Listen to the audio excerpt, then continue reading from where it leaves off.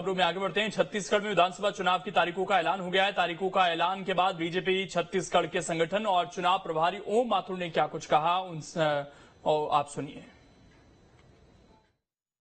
छत्तीसगढ़ के संगठन व चुनाव प्रभारी ओम माथुर जी हमारे साथ मौजूद हैं। माथुर साहब, चुनाव की घोषणा हो गई, क्या उम्मीद कर रहे हैं, क्योंकि आप भी लगातार से एक्टिव?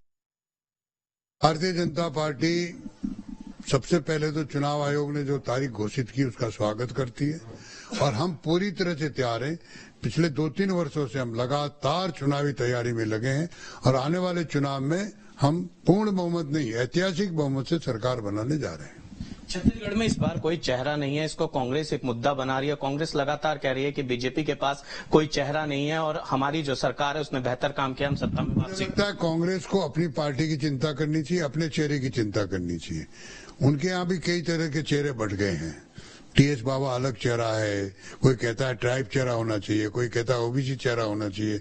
भूपेश स्वयं अपना आप में डिफेंस में है, इसलिए वो खुद की चिंता करे, हमारी पार्टी की चिंता नहीं करे। हमारी पार्टी सिस्टम की पार्टी है, ये निर्णय हमारा सेंट्रल पार्लियामेंट बोर्ड करता है। मैं कई प्रदेशों में प्रभारी रहा हूं, बहुत ऐसे प्रदेश थे जहां बिना चेहरे के चुनाव लड़े, बहुत ऐसे प्रदेश थे चेहरे के साथ चुनाव लड़े। तो ये निर्णय पार्टी का है, वो अपना काम करे, हमको हमारा काम करने दे।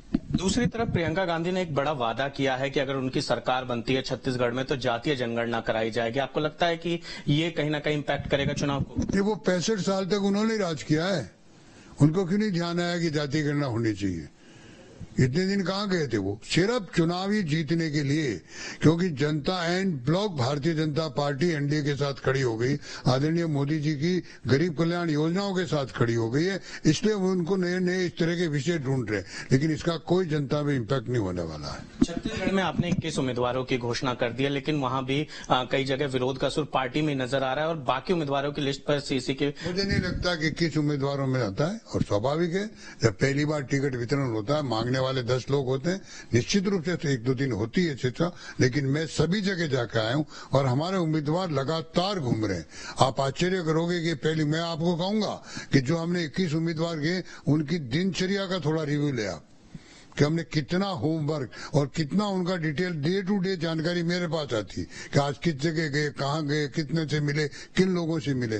तो हमारी पार्टी सिस्टम की पार्टी है और जो उम्मीदवार घोषित हुए, आपके लोग जो वहां बैठे हैं, जो मीडिया के लोग हैं, वो भी कह रहे हैं इतनी अच्छी लिस्ट आ ही नहीं सकती थी। बातचीत करने के कैबिनेट मंत्री प्रद्युम्न सिंह तोमर ने चुनाव की तैयारियों को लेकर न्यूज स्टेट से